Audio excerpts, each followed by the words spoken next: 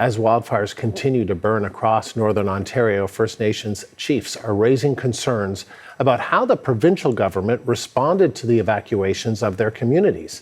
My next guest is one of those leaders, and we just heard from him. Wilfred King is the chief of the Gull Bay First Nation. And Chief, appreciate you taking the time to talk to us. Thank you. Thank you very much. You are currently in Thunder Bay with other First Nation evacuees. What are you hearing from community members? Well, what we're hearing is that, we're fortunate that our community got out in time, and we declared a state of emergency on the 14th of July at 4 p.m. We were very proactive, and our members are quite happy that they're safe in hotels and they're being fed and their needs are being met. I want to play a clip from earlier today. This is Ontario Minister of Natural Resources, Mike Harris, speaking on CBC Radio's Metro Morning. Let's just have a listen, and then I'll get your reaction. We've been in constant contact with the chiefs. We've been in contact, actually the Premier and I had an opportunity when we were in Thunder Bay on Monday to actually speak with the chief of Gull Bay,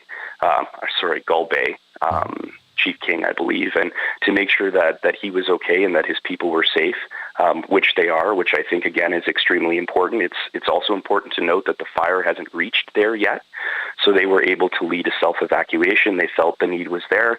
They wanted to do it. The community wanted to do it. So we would have, if they had have asked, been ready to go. What do you make of what you just heard him say? Well, that's not true at all. In fact, I spoke to a panel of chiefs yesterday. We held a press conference in Thunder Bay in which none of the chiefs have spoken to the minister or the premier or the minister responsible for Indigenous affairs. There's been no communication between the provincial government and First Nations. That was clarified yesterday, and that was reinforced yesterday. I happened to bump into Mr. Ford when he was visiting the Red Cross Center at the Fort William Gardens. He didn't know I was there, and I didn't know he was coming. And when I saw the entourage pull up along with the police personnel, his protective services, we knew that the Premier was there. And I confronted Premier Ford along with his entourage and also Minister Harris. And I let him know that First Nations were completely dissatisfied with what happened in our communities, and that there's been no communication, and that communities were basically forced to fend for themselves.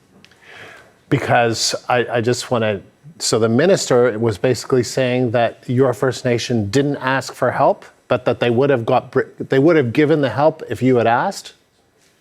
Well, let's put this into context. I believe that on Saturday night, I think the fire was getting out of control north of us.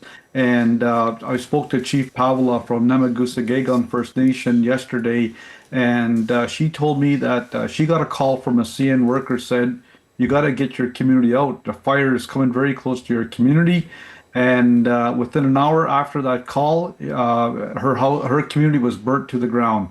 I spoke to the chief of White Sand First Nation. The fire was coming so close, they had no warning. They were asking the MNRF for whether or not to declare the state of emergency.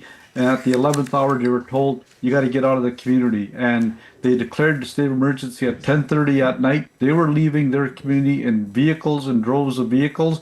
And there were some people that were being awakened at 2-3 o'clock in the morning to evacuate. So that is not true. The next day, Gull Bay First Nation, we saw the fire closely moving towards our community, and we declared a state of emergency and we self-evacuated. Now, keep in mind that some of our people left on Sunday night. They had small children and some of the elderly left. The next day, we asked for a voluntary evacuation. Other people left. And then on Tuesday on the 14th at 4 p.m., we declared a state of emergency. That for the most part, 98% of the people left the community. So, Chief, there was no help. There was no help for evacuation or any of that. That's not true what the Premier or his minister is saying. Yeah, Chief, I just want to try and understand this, because I think you're basically saying you were left to fend for themselves, and there's a certain process that usually takes place, right? You get a warning, you get a state of emergency. That enables resources to kind of help fight fires, help get people out. But just explain to me why this is important in terms of the timing of warnings or lack of warnings and what that meant for you and your community? Well, it takes time to mobilize evacuation services, first of all. If we would have got 4 warnings from the MNRF saying, okay, I think you have to go, you should go, or be prepared to go. No communication from MNRF. We were getting reports that were 3 days late. And this fire was moving very rapidly. Overnight, it moved, 30, 40 kilometers, and yet we had no communication from MNRF in terms of warnings. And you're quite right. Nothing kicks in until a state of emergency is declared. And then dealing with provincial officials and so forth, it was just very uncomfortable knowing that they didn't have approvals. We have to get approvals and so forth. And it was very, very bureaucratic in the state of emergency. I couldn't believe it, how bureaucratic it was. And so what are you calling for now? We're calling for a public inquiry into what has happened in Ontario.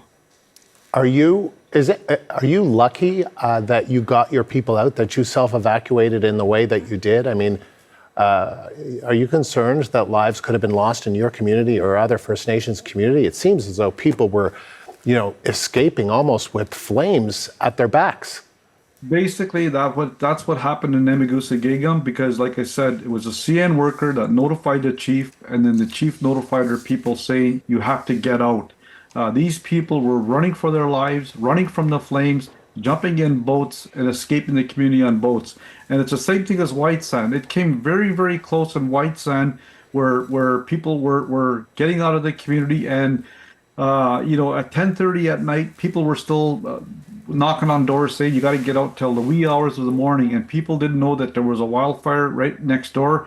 And even though there was smoke, there was embers coming into the community, MNR did not issue that warning. At the same thing with our community, we had embers coming into the community, heavy smoke, and we said we're going to declare it. We're not going to wait for MNR to declare it on our behalf. We said we're going to declare it. We've been through this 3 or 4 times before in these state of emergencies, and nothing has really changed. And for Premier Ford and the minister responsible for MNRF, what he is saying is not true. He's basically not stating the facts. And he held a press conference 2 days ago at 10:30 a.m. in which I watched his press conference, and not once did he mention First Nations people. Not once did he mention First Nations that were impacted by the fires. And so that's why we held our own press release yesterday, and we rebutted everything what the Premier said and the Minister of Natural Resources has said. Many communities are supporting the call for a public inquiry so that does not ever happen again. Chief, appreciate your time. Thank you. Chief of Gulbey First Nation, Wilfred King.